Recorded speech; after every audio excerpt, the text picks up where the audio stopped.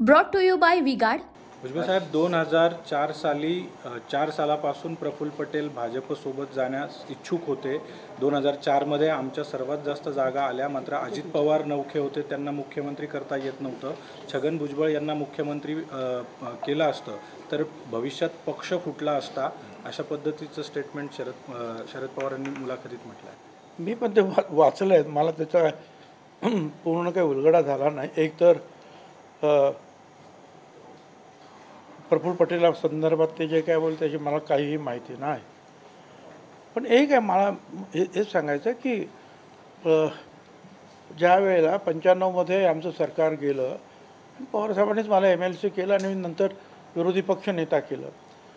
त्यावेळच्या ज्या 5 वर्षाच्या काळामध्ये विरोधी पक्ष नेता म्हणून मी जे काम केलं, विरोधी पक्ष नेता म्हणून शिवसेना BJP सरकारच्या विरोधात, ते इथपर्यंत की माझ्या घरावर जीवघेणा हल्ला झाला होता त्यावेळेला आणि मी वाचलो होतो. आणि अनेक गोष्टी त्यावेळेच्या आता मी परत मला सांगत नाही, पण त्यावेळेसुद्धा मी वन मॅन आर्मी म्हणून लढलो होतो.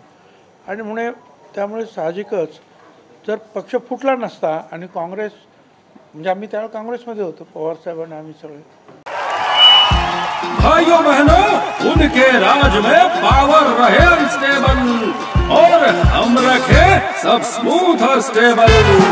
हमारा नेता कैसा हो, जो स्टेबल पावर दे वैसा हो. अब की बार V-Guard AC स्टेबलाइजर का चमत्कार. तर माझी खात्री आहे 100% मुख्यमंत्री मी झालो असतो. पण एवढंच नाही, पवार साहेब या वेळेला काँग्रेसमधून त्यांना बाहेर काढलं, पक्ष त्यावेळेला फुटला, त्यावेळेला सुद्धा मी पवारसाहेबांबरोबर न जाता काँग्रेसमध्येच थांबावं.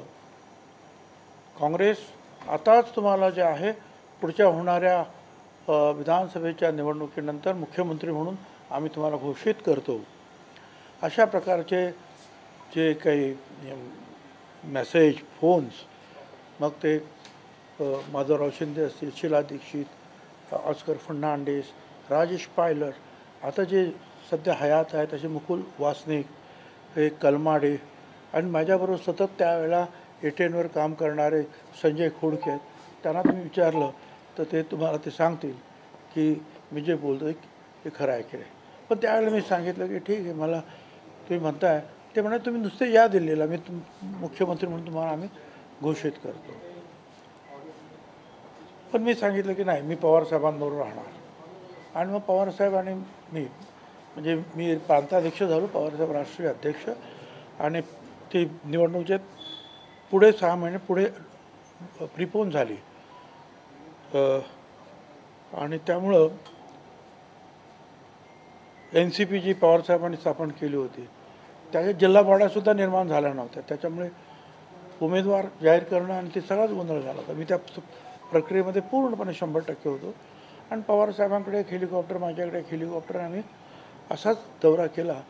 आणि त्यावेळेलासुद्धा जर जास्त आमचे आले असते काँग्रेसपेक्षा जास्त, तर त्यावेळेलासुद्धा मुख्यमंत्री मी झालो असतो. परंतु त्यावेळेला काँग्रेसचे आमच्यापेक्षा जास्त आले. काँग्रेस वेगळी लढली, आम्ही वेगळे लढलो. शिवसेना BJP एकत्र होते. तिरंगी सामना होता. उनका बैकअप सिर्फ कल तक और हमारा चांद तक. हमारा नेता कैसा हो, जो नॉन स्टॉप बैकअप दे वैसा हो. अब की बार V-Guard इन्वर्टर बैटरी का चमत्कार. मग आम्ही काँग्रेसबरोबर गेलो, पण काँग्रेसचे जास्त होते म्हणून त्यांचा मुख्यमंत्री आणि आमचा उपमुख्यमंत्री म्हणजे मी झालो. आता 2004ला काय परिस्थिती होती आणि का पक्ष फुटला असता हे काही मला काही कल्पना नाही. कारण त्यावेळेलासुद्धा हे साहेब म्हणतात ते बरोबर आहे. अजितदादा तरी सुरुवातीपासून होतं, तर बाकीची सगळी मंडळी ही तर ज्या वेळेला मी पवारसाहेबांबरोबर ताबडतोब आलो, म्हणजे कदाचित मी पहिलाच आलो, त्याच्यानंतर अनेक पश्चिम महाराष्ट्रातले इतर जे काही नेते मंडळीनंतर पुढे ती विचार करत होते, आपापल्या मतदारसंघामध्ये मतदान घेत होते, काँग्रेसमध्ये राहायचं की शरद पवार साहेबांबरोबर जायचं. त्यामुळे ते नंतर आले. ते किंवा आणलं गेलं त्यांना. पण ठीक आहे काय तर त्यांचं ते मत आहे, मला काही कल्पना नाही का पक्ष फुटला असता.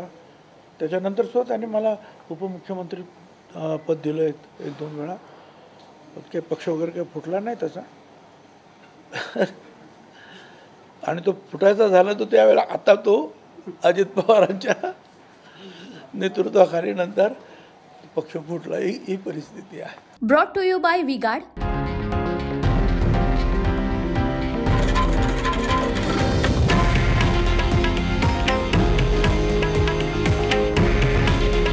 हे आहे देशातील नंबर 1 न्यूज नेटवर्क आणि आपण पाहत आहात TV9 मराठी. काळजी तुमची, हित महाराष्ट्राचं.